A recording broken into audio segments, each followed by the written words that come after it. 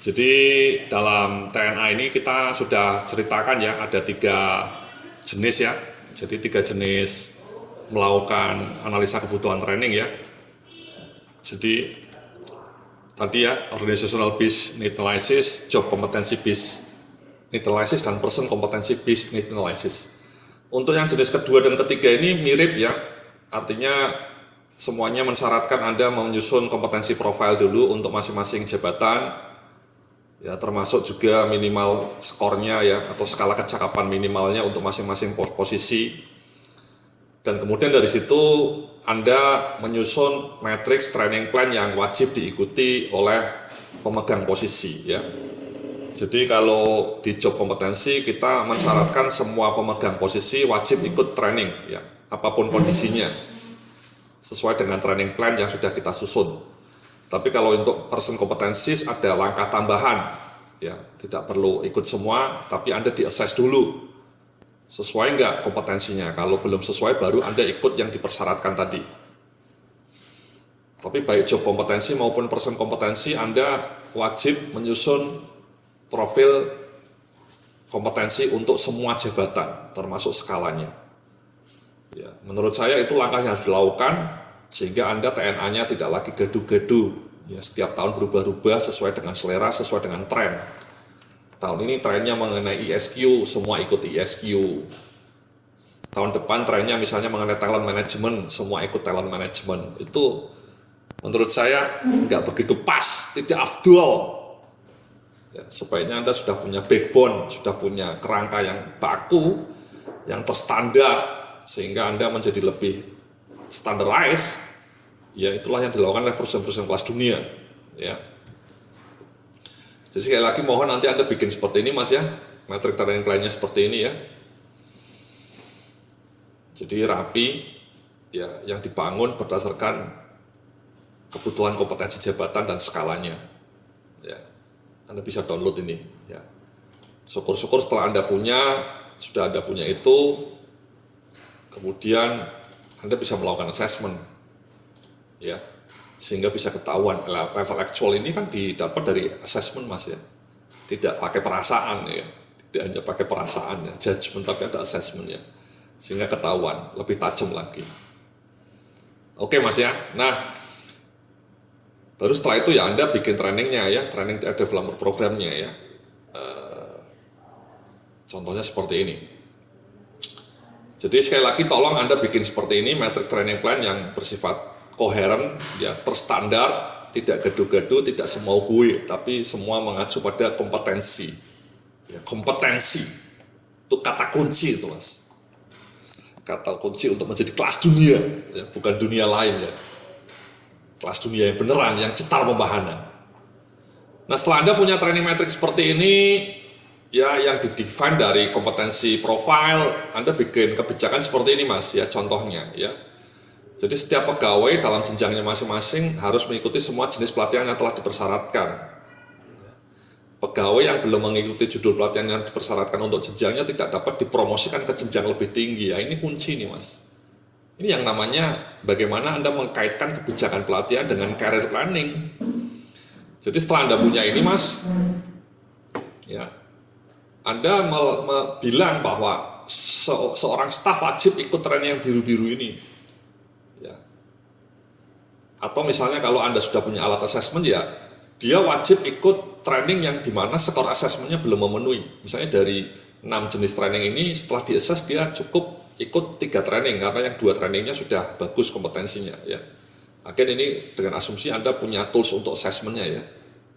Seperti yang tadi saya ceritakan panjang lebar ya dalam video sebelumnya ya.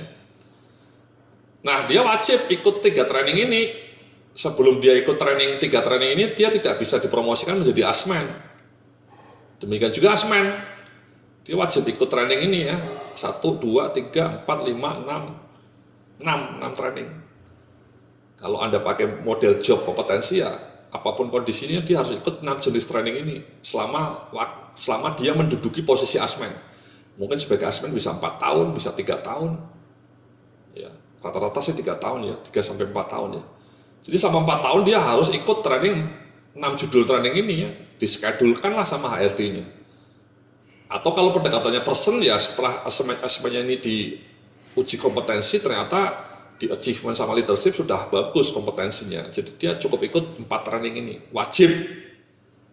Karena dalam 4 training ini dia setelah diakses masih belum memenuhi persyaratan, dia wajib ikut training ini. Sebelum dia ikut training itu, dia belum bisa dipromosikan menjadi managers. Ya. Jadi seperti itu Mas, ini nomor 1, 2 ini seperti itu bahasanya. Dan pelatihan dalam matrix training plan dapat dilakukan secara in-house atau public training ya, jika peserta internal tidak banyak. Jadi kalau peserta internalnya banyak ya in-house ya, lebih bagus karena Anda bisa ngasih panduan kepada vendornya, ini loh Mas judul trainingnya seperti ini. Ya, ini judul trainingnya dan silabusnya seperti apa. Sama Mas nanti kalau Anda nanti lihat di modul kompetensi based HR management system, saya juga ngasih contoh modulnya. Ngasih contoh maksudnya outline modulnya ya. Ngasih contoh mengenai outline modulnya. Ya. Tapi anyway, Anda ketika membeli kursus ini, Anda kan dapat bonus mengenai management skills Mas ya. 10 jenis training management skills. Di dalam 10 jenis management skills itu Anda juga bisa dapat materinya. Tidak hanya outline-nya, materi PowerPoint-nya Anda bisa dapat. Anda bisa gunakan sebagai contoh ya. Jadi Anda kasihlah silabusnya itu atau outline-nya materi ini ya, yang sudah saya kasih contohnya ya di modul kompetensi based HR ada contoh-contoh mengenai silabus. Kamu kasihlah kepada vendornya supaya materi vendornya tidak melenceng dari modul Anda, dari silabus Anda. Sama problem skill, Anda sudah punya outline-nya, kasih ke vendornya.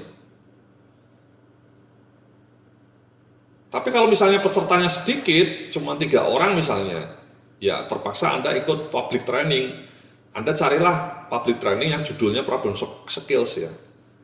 Yang kira-kira outline-nya itu mirip dengan outline Anda. Misalnya problem skill advance ya, Anda carilah di public seminar kan banyak Mas. Anda cari, kemudian Anda kirim manajer Anda untuk ikut training itu atau asesmen yang silabusnya kira-kira mendekati dengan yang Anda punya. Again, Anda harus punya silabusnya juga. Jadi ini judul-judul training ini kalau bisa juga Anda detailkan dalam silabus Mas ya, outline. Apa sih problem solving skills itu isinya sebaiknya. Nah, itu melelahkan juga. Tapi kalau Anda mau jadi kelas dunia harus bikin seperti itu Mas, terstandar. Jadi kalau kayak Astra, kayak GE, IBM itu ya sampai seperti itu, bahkan sampai modulnya mereka punya ya. Again, kalau misalnya Anda belum tahu mengenai contoh silabusnya atau contoh outline-nya, Anda bisa download di modul kompetensi based HR ya. Di situ saya kasih contoh-contoh mengenai outline, isi training mengenai problem solving, perencanaan dan seterusnya. Ya, jadi Anda ikut public trainingnya juga bukan sembarangan, bukan yang semau gue, tapi public trainingnya yang sesuai dengan silabus yang sudah Anda susun, at least ya, mendekati lah, tidak sama persis, tapi mendekati.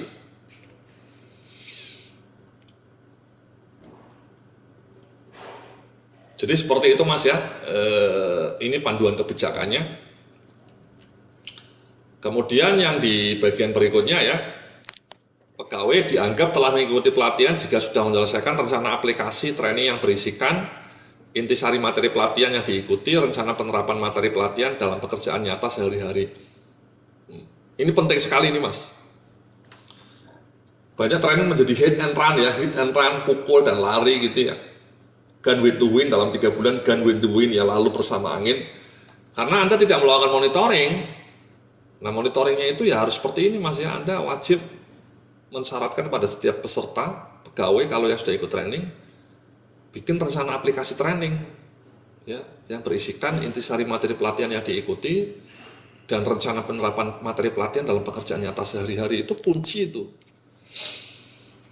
ya. Yang kedua ini yang paling penting, ini rencana penerapannya ini bagaimana, apakah nanti sekedar ikut setelah itu makan di hotel gitu ya, setelah itu lupa gitu ya, materinya disimpan aja di laci berdebu gitu ya. Itu kan sia-sia Mas ya, budget training Anda sia-sia.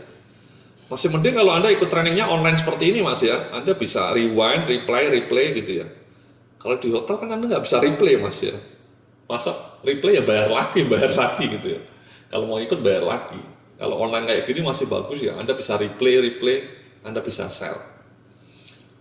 Ini Mas, penting nih Mbak-mbak ya. Jangan lupa ini. Ya nanti saya akan cerita dalam video berikutnya bagaimana contohnya ya. Isi dari aplikasi ini. Terima kasih, sampai jumpa dalam video berikutnya.